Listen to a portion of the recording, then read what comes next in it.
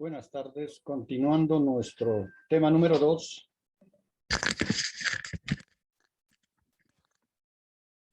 Buenas tardes. Continuando nuestro tema número 2. La institución educativa superior como organización. Veremos las siguientes caracterizaciones y cómo decíamos que se incorpora la gestión desde el proyecto educativo.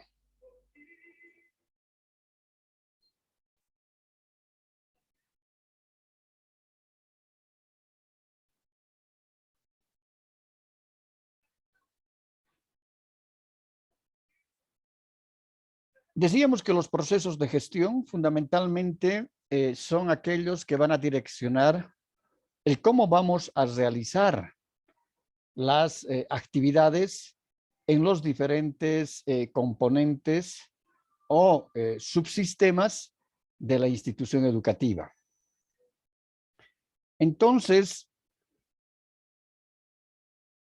la gestión desde el proyecto educativo es cuando se crea la institución y ese proyecto ya se va a implementar e irá desarrollándose. Eso supone la existencia de un proyecto educativo institucional que, lógicamente, se tiene que plasmar en objetivos.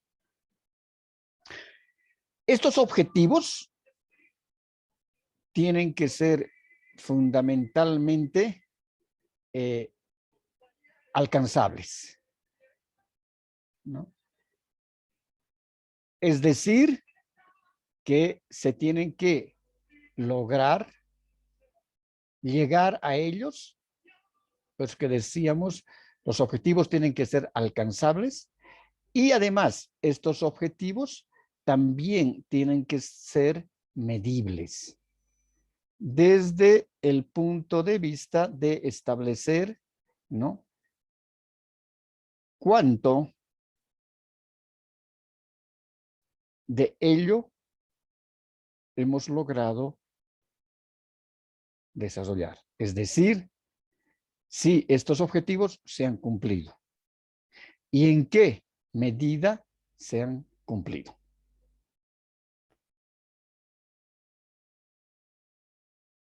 Asimismo, suponemos que ya en el proyecto educativo se dan los lineamientos sobre las características que va a establecer, ¿no?, la selección de personas que se consideran capaces para realizar labores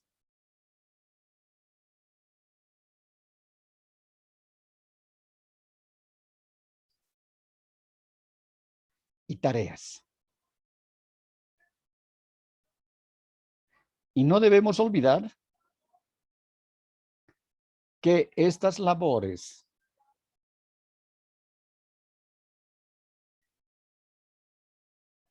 y estas tareas van a estar directamente relacionadas o direccionadas al organigrama. Y decíamos de que el organigrama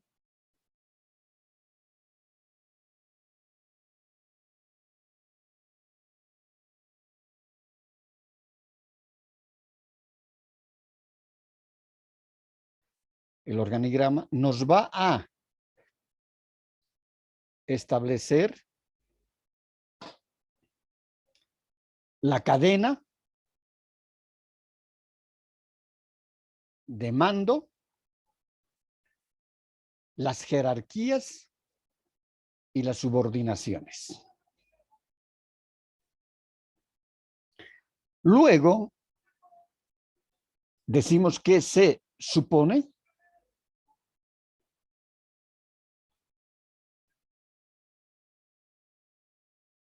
¿no?, en este caso, Suponemos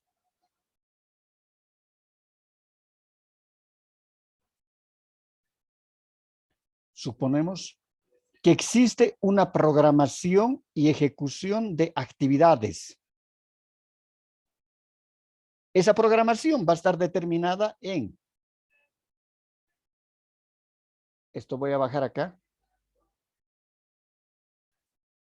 en actividades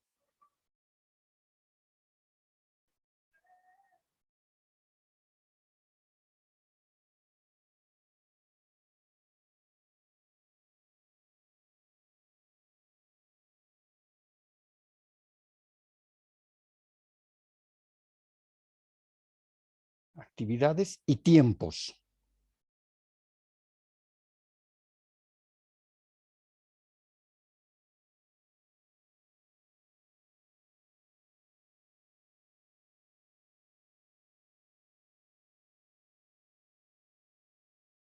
Actividades y tiempos. La programación está sujeta a las actividades y a los tiempos en que se van a ejecutar estas acciones. Es decir, asimismo, se va a determinar la definición de roles y de la planificación que puede, es decir, puede y van a existir diferentes tipos de planes. Pueden ser planes académicos, pueden ser planes administrativos, el cumplimiento del plan operativo anual, que sería el POA, que también las instituciones educativas públicas o privadas tienen y manejan el POA. Viendo, es decir, este POA tiene que ver el plan de desarrollo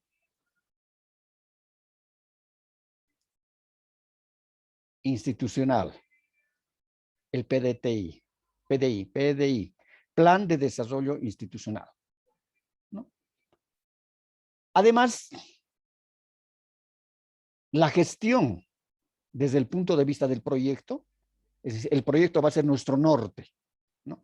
Pero los procesos de gestión tienen que ver lo que se ha establecido, aun cuando sea en líneas gruesas en el proyecto, para no desvirtuar el proyecto, a pesar que también el proyecto puede ser, en este caso, reformulado, ¿no?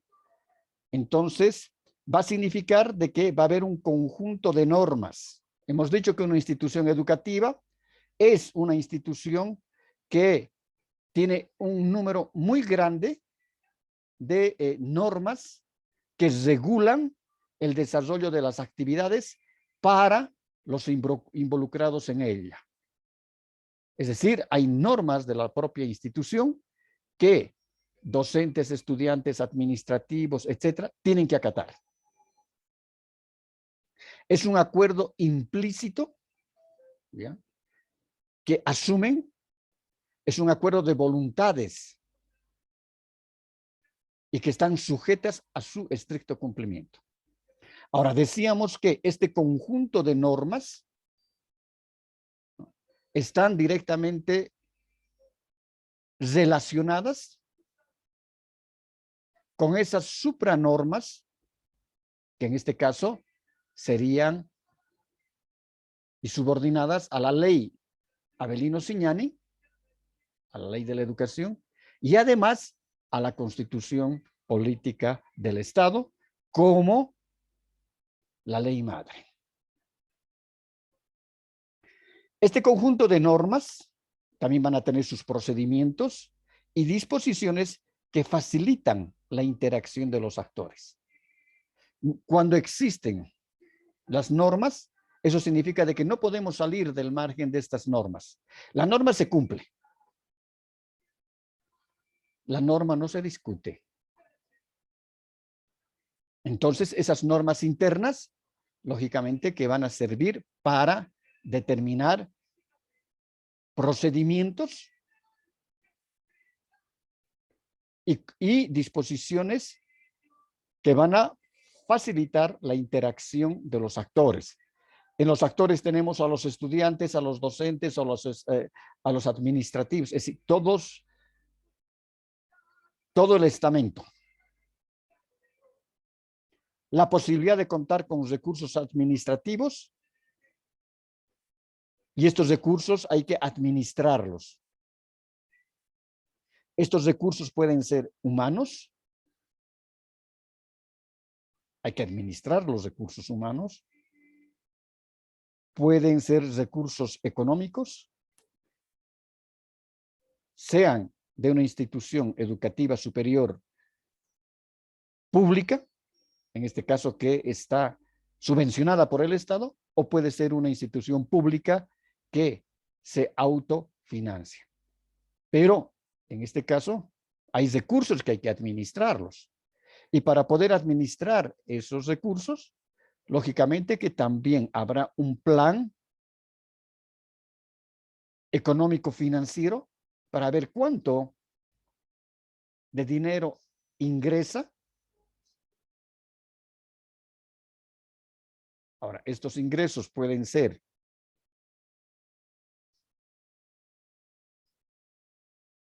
del TGN, del Tesoro General de la Nación,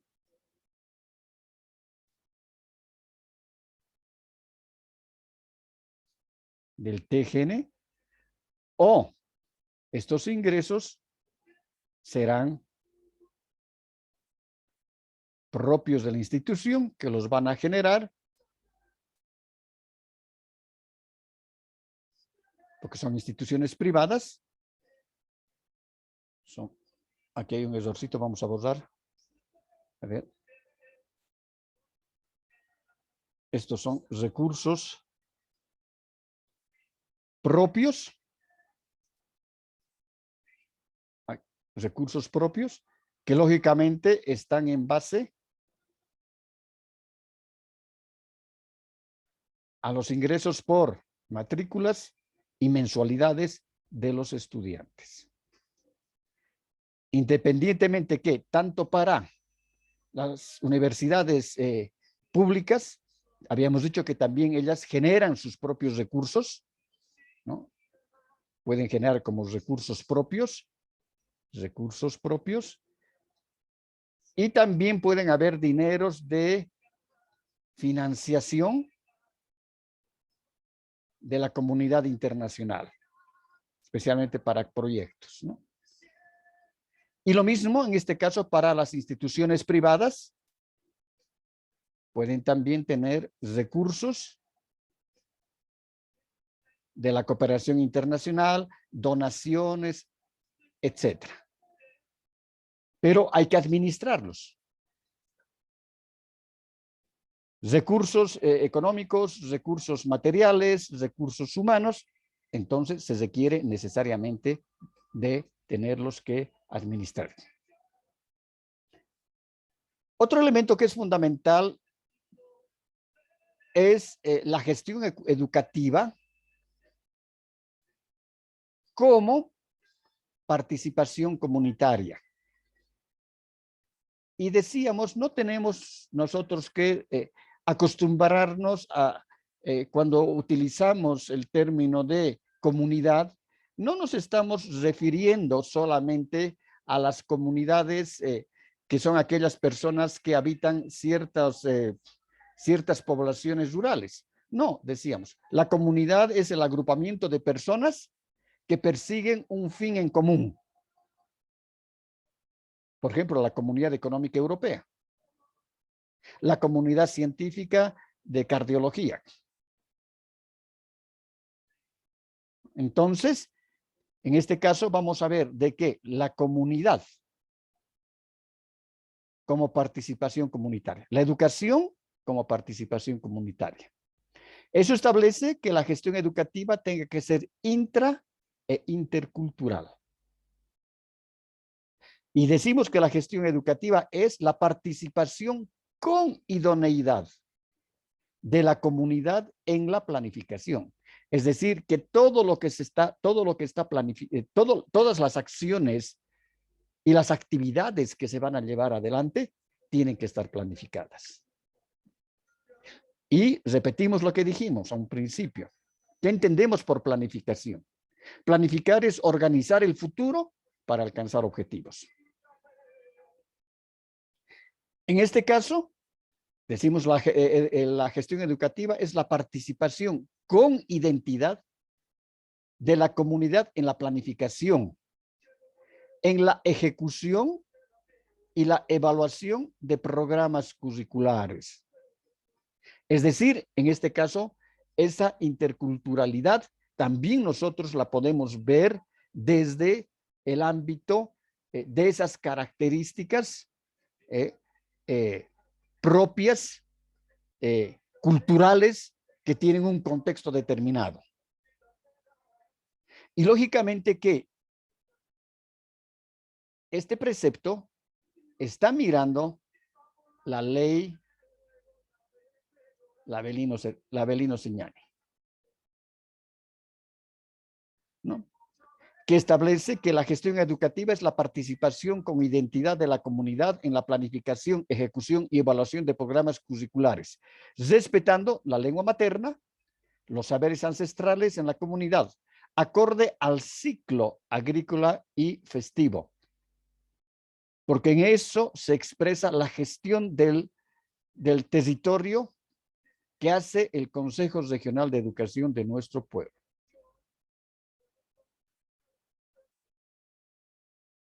Es decir, que esta gestión educativa intra e intercultural está viendo más, mucho más, la parte de esas características culturales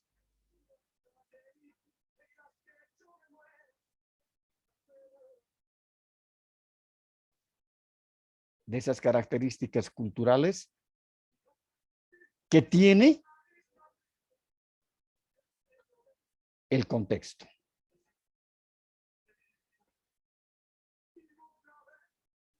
En el contexto social.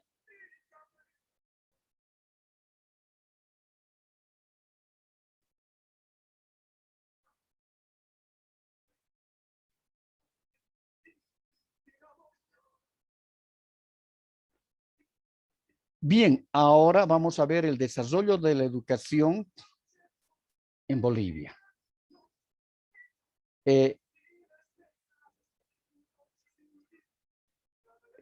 Decíamos que ya, y no solamente en la Constitución Política del Estado Plurinacional de Bolivia, sino que en la anterior Constitución Política también se establecía las características del rol fundamental, ¿no? que juega la educación en los estantes y habitantes de nuestro país. Y en el capítulo 1 se establece la educación como un derecho fundamental.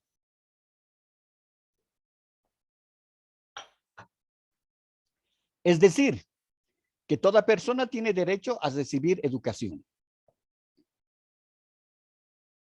Toda persona. No hay limitante alguna. Esa educación es suprema y primera función del Estado. Una función determinante del Estado que va a garantizar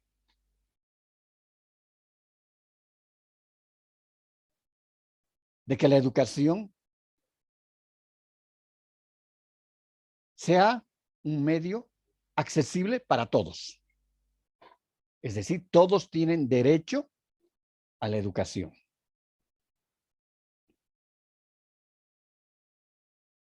Además, el Estado como Estado y la sociedad tiene intuición sobre el sistema educativo. El Estado con sus instituciones y las representaciones sociales tienen plena intuición sobre el sistema educativo. El sistema educativo está compuesto por instituciones fiscales, privadas y de convenio. Es decir, la tuición que tiene el Estado es sobre estos tres tipos de instituciones: fiscales, privadas y de convenio. En este caso, la educación es unitaria, pública, universal, democrática y participativa. Este es otro derecho, otro principio fundamental.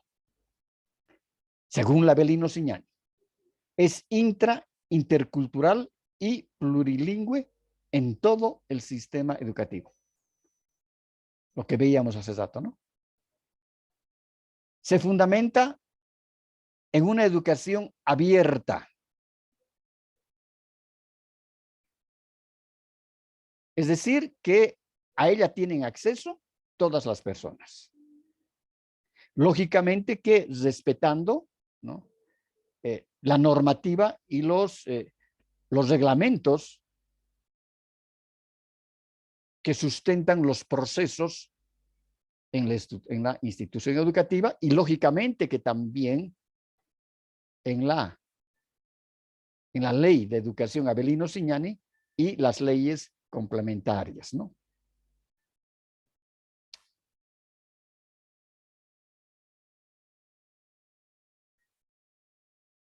La educación es obligatoria hasta el bachillerato.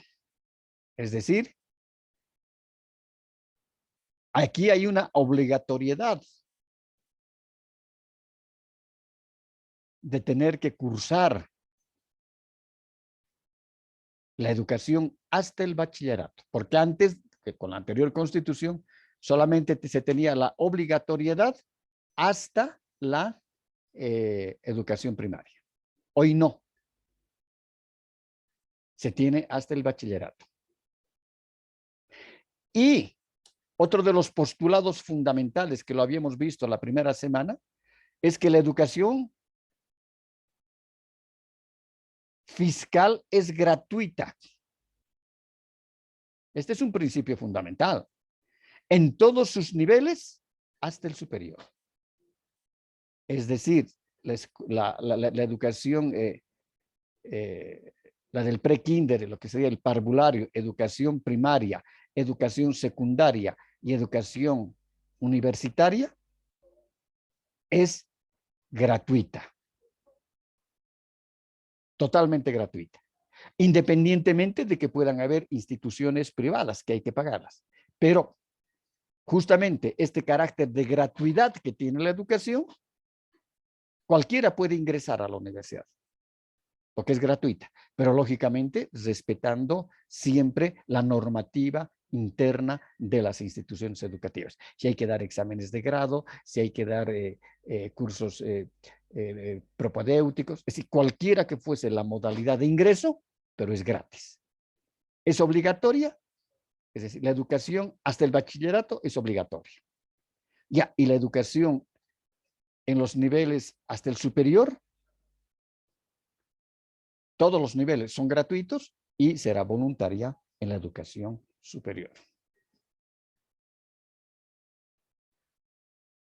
El artículo 28 establece la educación superior de formación profesional y dice, son objetivos formar profesionales con compromiso social y servicio al pueblo. Y esta es la parte que nosotros decíamos, el encargo social.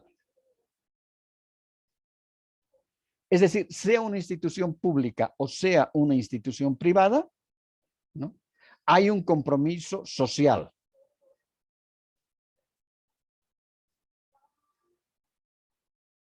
Y ese servicio está direccionado a todo el ámbito del contexto social. Hay un compromiso social. Eso significa que hay una deuda social que tienen todos los estudiantes que hayan cursado una carrera universitaria, sean de universidades públicas o de universidades privadas. Otro objetivo de la educación superior es desarrollar la investigación,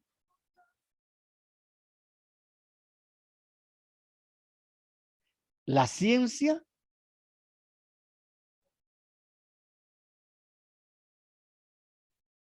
la tecnología y la innovación. Es decir, que las instituciones educativas superiores tienen que dedicarse a la investigación. Y eso, además, va a establecer de qué y va a garantizar, lógicamente, el encargo social. Este encargo social que se tiene, ¿no? Trabajando por medio de la investigación. La educación debe desarrollarse, dice, debe ser científica, es decir, los conocimientos que se imparten, se desarrollan, tienen que ser científicos y todo lo que es científico es comprobable.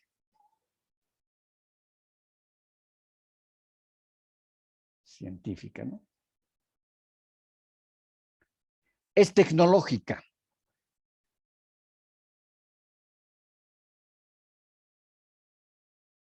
Y de innovación. Eso es lo que decíamos a un principio. Ciencia, tecnología y comunicación son los tres elementos fundamentales sobre los cuales se cimenta la formación profesional. La formación profesional como compromiso social dice garantizar el acceso democrático al conocimiento con un sentido crítico. Aquí ya nos da un postulado mucho más, es decir, más determinante, ¿no? Es decir, hay que manejar el sentido crítico en los estudiantes. Es decir, que ellos y todo el proceso en sí, el PEA, el proceso de enseñanza-aprendizaje y lógicamente la organización y la gestión educativa, ¿ya? No puede ser solamente esa educación bancaria, cuando veíamos las corrientes de la educación, esa educación bancaria, esa educación tradicional, donde se busca fundamentalmente la acumulación de conocimientos, la memorización de los conocimientos por parte de los estudiantes y la repetición de estos, sino que tiene que desarrollarse, ¿no? Estos conocimientos de manera y de sentido crítico, dice. Es decir, ese carácter crítico va a estar determinado en tener que desarrollar preguntas, el por qué, el cómo, el cuándo, el para qué,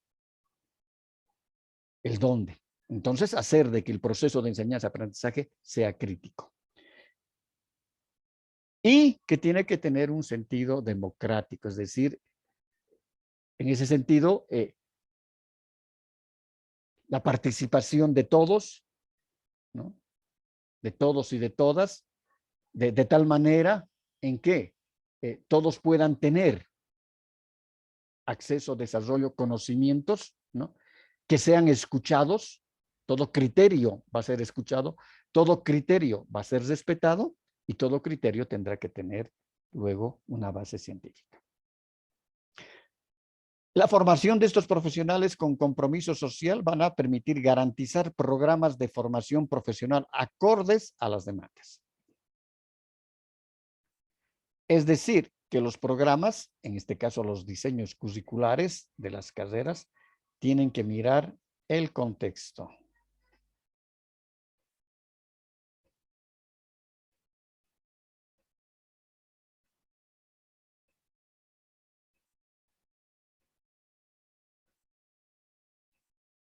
Y en este contexto, establecer cuál es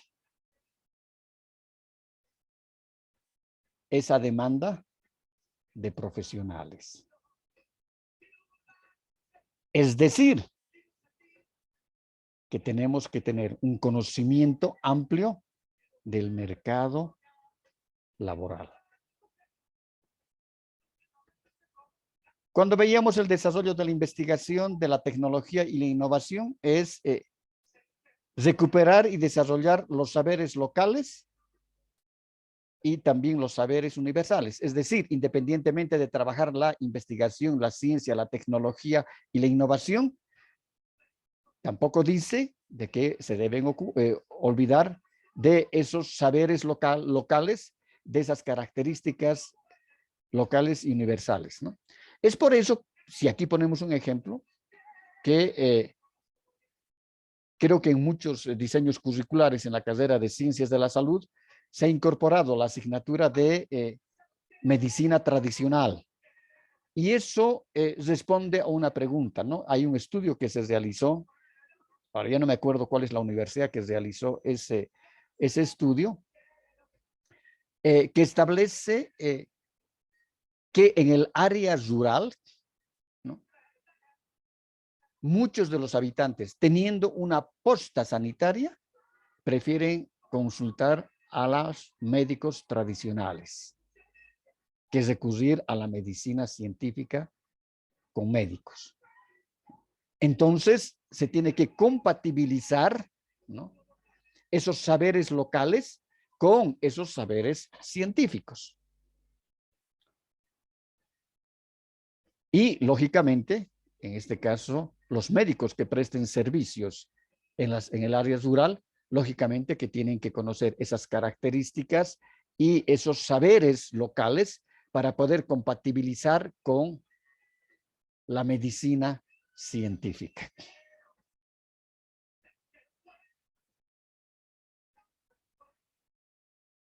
Ahora, ¿cómo está constituida la estructura de la educación superior? Tenemos la formación de maestros y maestras, es decir, antes a estas instituciones nosotros llamábamos las normales. Hoy en día son las universidades pedagógicas.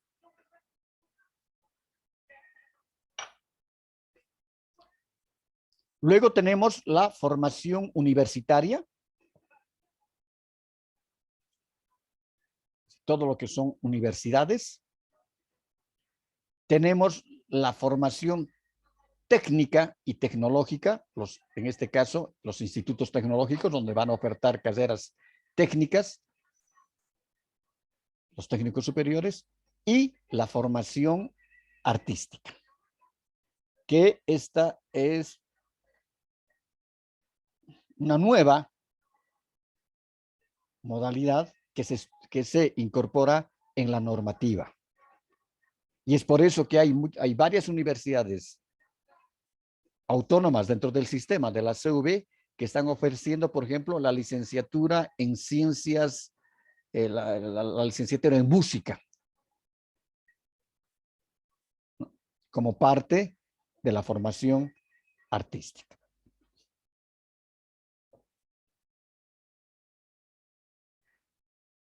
¿Qué tipo de universidades tenemos? Según la Ley de Educación. Tenemos las universidades públicas autónomas, las universidades, estas universidades están agrupadas en el sistema de universidades públicas. Tenemos las universidades privadas. Aquí estamos en el CV, las aglutina la CV.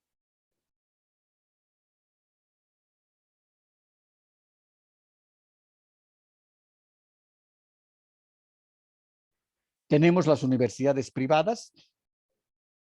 Tenemos las universidades de régimen especial. Y tenemos las universidades indígenas. Ahora vamos a ver, en el caso de las universidades autónomas, que sí están aglutinadas en la CV, pero están regidas por la Constitución Política del Estado Plurinacional. Las universidades privadas son instituciones académicas científicas y que lógicamente van a estar controladas por el Ministerio de Educación. Luego tenemos las universidades de régimen especial, que es la Universidad Militar. Ojo, no es la EMI, es la Universidad Militar. Y luego tenemos la Universidad Policial. Dentro de las universidades indígenas, estas están articuladas a la territorialidad y a las naciones indígenas originarias. Es decir, que en estas, ¿dónde está? Se me escapó aquí la pluma. A ver.